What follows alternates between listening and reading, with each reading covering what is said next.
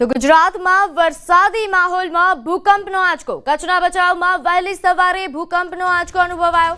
ભચાઉમાં 3.2ની તીવ્રતાનો આંચકો નોંધાયો છે. કેન્દ્ર બિંદુ ભચાઉથી 13 કિલોમીટર દૂર નોંધાયું. તો કચ્છના ભચાઉમાં ભૂકંપનો આંચકો. ફરી એકવાર ભચાઉમાં ભૂકંપનો આંચકો અનુભવાયો છે. વરસાદ વચ્ચે ભૂકંપના આંચકા અનુભવાયા છે. અહીં મળતી માહિતી અનુસાર આ ભૂકંપનું જે કેન્દ્ર બિંદુ છે તે ભચાઉથી 13 કિલોમીટર દૂર નોંધાયું છે. સવારે આંચકો નોંધાયો હતો. વહેલી સવારે 3.2ની તીવ્રતાનો ભૂકંપનો આંચકો નોંધાયો.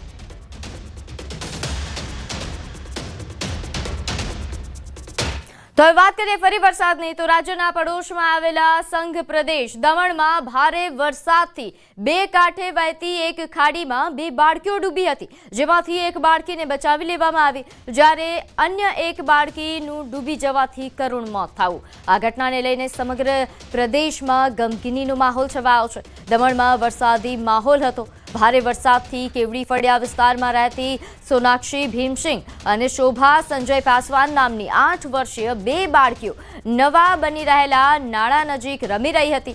રમતા રમતા આ બંને નજીકથી વહેતી ખાડીમાં પડી ગઈ અને જો કે ખાડી બે કાંઠે વહી રહી હતી. આથી આ બંને બાળકીઓ ખાડીના વહેતા પાણીમાં તણાઈ અને આ દ્રશ્યો જોતા આસપાસના લોકોએ બૂમાબૂમ કરી હતી. પરંતુ 8 વર્ષીય સોનાક્ષી નામની બાળકીનું મોત નીપજ્યું, જ્યારે શોભા નામની બાળકીને સ્થાનિક લોકો અને ફાયર બ્રિગેડ દ્વારા બચાવી લેવામાં આવી હતી. ખાડીમાં તણાતી આ બે બાળકીઓના દ્રશ્યોનો વિડીયો પણ સામે આવ્યો છે. આ વિડીયો વાયરલ થઈ રહ્યો છે.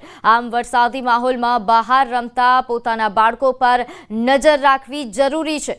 રહેણાંક વિસ્તારમાં બાળકીઓ ડૂબવાની આ ઘટનાને લઈને પ્રદેશમાં હાલ ગમગીનીનો માહોલ છવાયો છે. બનાવની જાણ થતાં જ દમણ એસપી કેતન બંસલ સહિત પ્રદેશના ઉચ્ચ અધિકારીઓએ ઘટના સ્થળની મુલાકાત લીધી હતી અને જરૂરી તમામ કાર્યવાહી કરી. તો ખાડીમાં તણાતી આ બે બાળકીઓ કે જેનો એક વિડીયો પણ સામે આવી રહ્યો છે, જે વાયરલ થઈ રહ્યો છે. નોંધનીય છે કે હાલ આ વરસાદી માહોલ છે.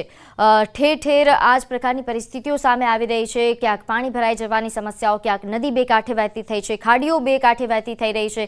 આવા સમયમાં બાળકોનું ખાસ ધ્યાન રાખવું એ ખૂબ જરૂરી છે. આ બે બાળકીઓ જે રમતા રમતા ખાડીમાં વહેતી થઈ, જેમાં એક બાળકીનો તો બચાવ થયો, પરંતુ એક બાળકીએ જીવ ગુમાવ્યો. તો આગળ વાત કરીએ વલસાડની. વલસાડ જિલ્લામાં ફરી વરસાદી માહોલ જામ્યો છે. વલસાડ સહિત ગ્રામ્ય વિસ્તારમાં વરસાદ પડ્યો. અહીં વાપી, ધરમપુર, આ ઉપરાંત કપરાડા સહિતમાં પણ વરસાદ નોંધાયો છે. જિલ્લાના તમામ તાલુકાઓમાં સાર્વત્રિક વરસાદ પડી રહ્યો છે. સતત અવિરત વરસાદથી જનજીવન પ્રભાવિત થયું છે. હજુ પણ ભારે વરસાદની હવામાન વિભાગ દ્વારા અહીં આગાહી કરાઈ છે.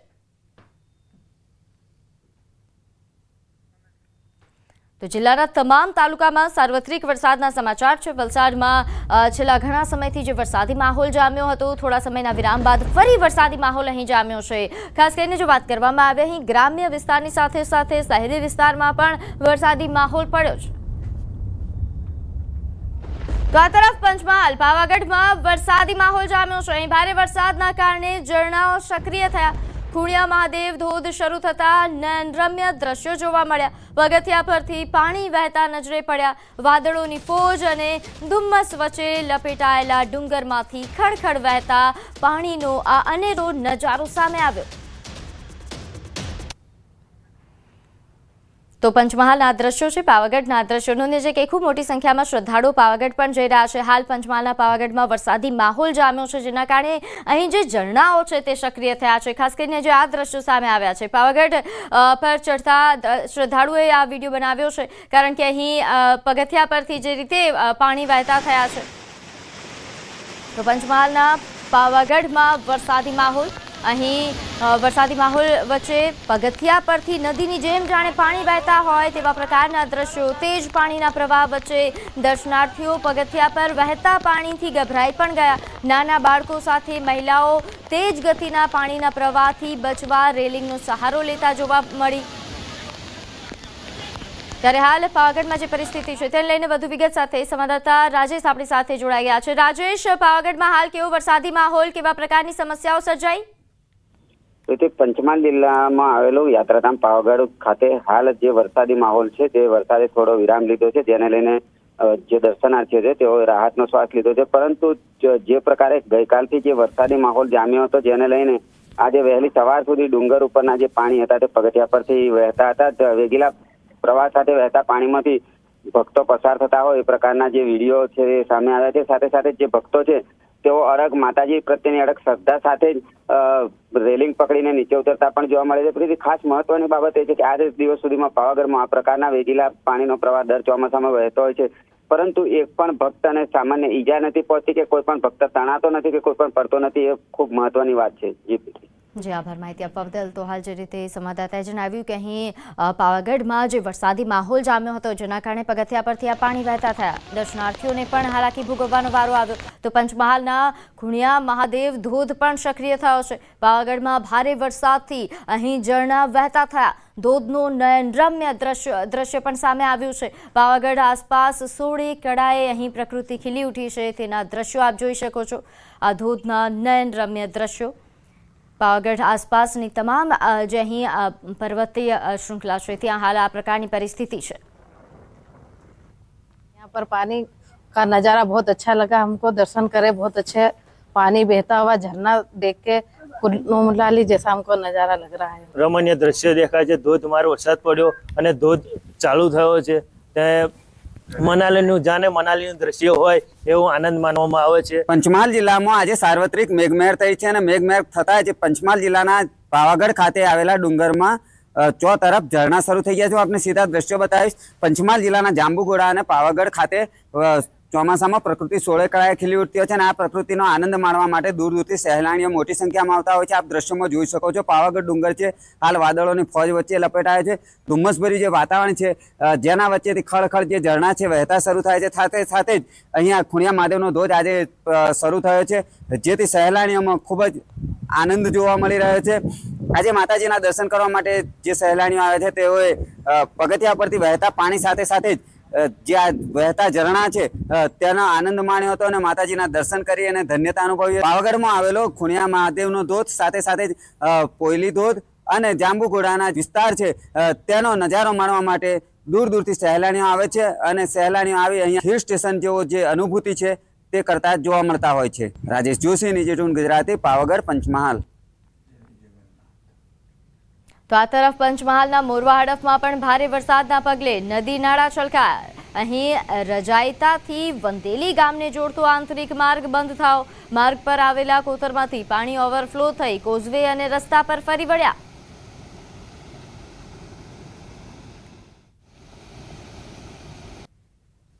તો પંચમહાલના મોરવા હડફ અને ઉપરવાસમાં વરસાદી માહોલને લઈને હડફ ડેમમાં સતત અહીં નવા નીરની આવક થઈ રહી છે. ડેમની રૂલ લેવલ સપાટી જાળવવા ડેમના 3 ગેટ ખોલી ગઈકાલથી નદીમાં પાણી છોડવામાં આવી રહ્યું છે. હડફ ડેમના 3 ગેટ 1.50 મીટર ખોલી 18,300 ક્યુસેક પાણી હાલ છોડવામાં આવી રહ્યું છે. ડેમમાં હાલ પાણીની આવક 18,350 ક્યુસેક છે. ડેમની હાલની સપાટી 164 મીટર છે અને રૂલ લેવલ સપાટી 166.20 મીટર છે. હડફ ડેમમાંથી પાણી છોડવામાં આવતા હડફ નદી 2 કાંઠે વહેતી થઈ, જેને લઈને કાંઠાના 6 ગામોને સાવધ કરાયા છે. તો પંચમહાલ શહેરમાં ધોધમાર વરસાદ. અહીં શહેરનો હાઈવે પણ બેટમાં ફેરવાયો હોય તેવા પ્રકારના દ્રશ્યો સામે આવ્યા છે. હાલોલ શામળાજી હાઈવે પાણીમાં ગરકાવ થયા. નીચાણવાળા વિસ્તારોમાં અહીં પાણી ભરાયાની સમસ્યાઓ પણ સામે આવી.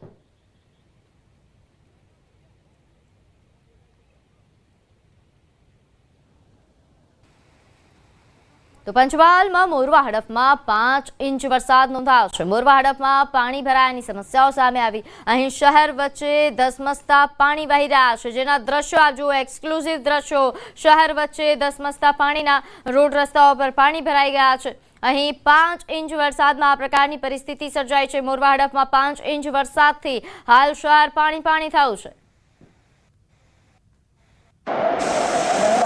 તો આ તરફ પંચમહાલના હાલોલમાં પણ વરસાદી માહોલમાં પાણીના પ્રવાહ સાથે વાહન તણાયા. જૈન મંદિર વિસ્તારમાં કાર પાણીના પ્રવાહમાં તણાઈ અને ચરણદાસના ખાંચામાંથી એક્ટિવા પાણીમાં તણાયું. આ પ્રકારની સમસ્યાઓ સામે આવી રહી છે. અહીં પાણીનો પ્રવાહ એટલો તેજ હતો કે વાહનો રમકડાની જેમ તરતા જોવા મળ્યા.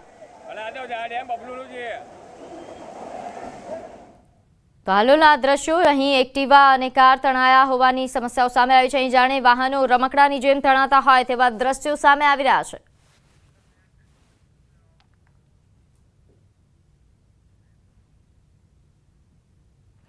સુરત જિલ્લામાં છેલ્લા 2 દિવસથી મેઘરાજા ધમાકેદાર બેટિંગ કરી રહ્યા છે। સુરતના અનેક વિસ્તારો છે કે જ્યાં પાણી ભરાઈ ગયા છે। લોકોના ઘરોમાં પણ વરસાદી પાણી ભરી રહ્યા છે।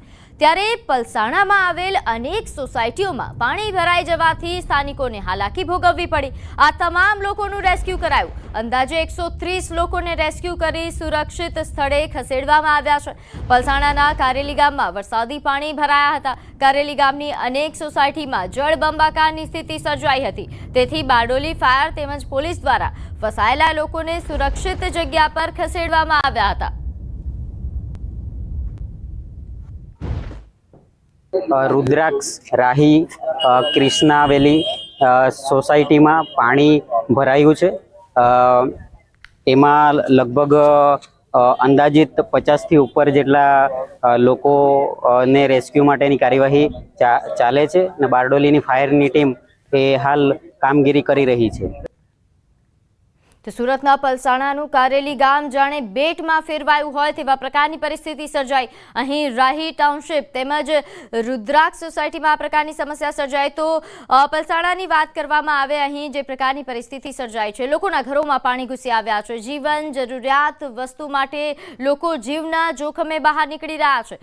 વાહનો પણ પાણીમાં બંધ પડતા ભારે હાલાકીનો સામનો કરવો પડી રહ્યો છે।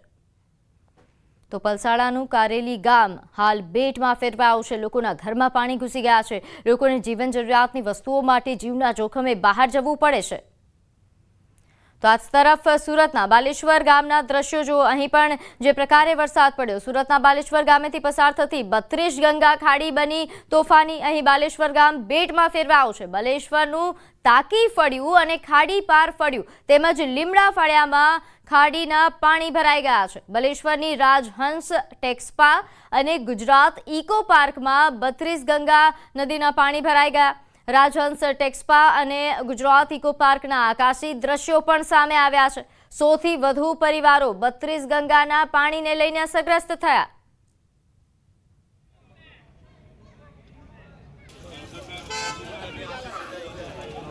વરસાદ એકદમ આવી ગયો છે। હવે ખબર નહીં એ લોકો આવતા વર્ષે કે આ વર્ષે આના ઉપર ધ્યાન આપે, બટ આ વખત એ લોકોને માર્કશીટ ડ્રેનેજ ખાતા તરફથી પણ મળી ગઈ છે, એટલે એ જે દબાણ છે દબાણ દૂર કરવાની પ્રક્રિયા 100% દૂર થઈ જ જશે। સુરત જિલ્લામાં ધોધમાર વરસાદને પગલે સમગ્ર જિલ્લો પ્રભાવિત થયો છે। દ્રશ્ય બતાવવાના પ્રયાસ કરીશ કે એ સુરત જિલ્લાના પલસાણા તાલુકાના બલેશ્વર ખાતે 32 ગંગા ખાડી, એ 32 ગંગા ખાડીની અંદર પૂરની સ્થિતિ સર્જાતા બલેશ્વર ગામના 50 થી 45 ગામો અને 45 ઘરો જે બેટમાં ફેરવા પામ્યા છે। દ્રશ્યમાં જોઈ શકો છો, સીધા દ્રશ્ય તમે લાઈવ દ્રશ્ય જોઈ શકો છો કે આ બલેશ્વર ગામ ખાતે આવેલ આ 32 ગંગા ખાડીની અંદર પૂરની સ્થિતિ જોતા હાલ દયનીય હાલત થવા પામી છે।